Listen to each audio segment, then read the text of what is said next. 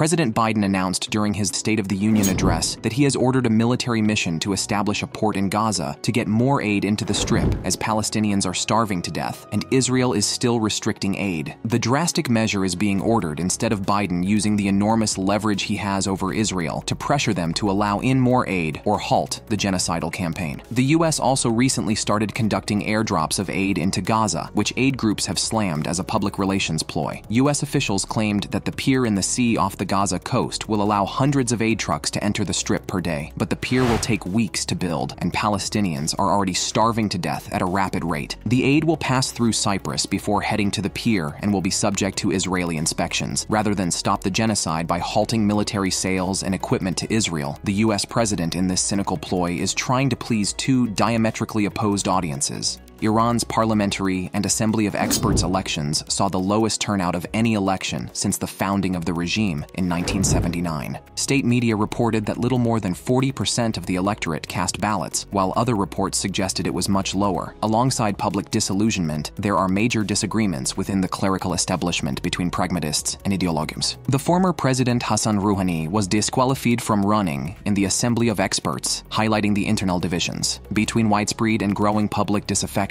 worsening economic conditions, and intensifying power struggles among the clerical establishment, the Iranian regime's future is in serious question. All of this takes place in the face of a public increasingly disillusioned with an order long dominated by theocrats. Sweden formally became a member of NATO after the Swedish Prime Minister submitted the final documentation to the US government. As a result, NATO now has 32 member states. Sweden's accession to NATO ends more than 2 centuries of military neutrality for the country, which submitted its application to join the alliance shortly after Russia invaded Ukraine in 2022. Sweden's membership now means all the countries with access to the Baltic Sea, except Russia, are now members of the Western Military Alliance. Sweden has developed a world-class military-industrial complex. It makes supersonic fighter jets, rifles, shoulder-fired anti-tank weapons, and submarines. Sweden brings significant manufacturing capabilities to the NATO alliance, and alongside Finland's membership, Russia now faces major problems which it will need to push back on.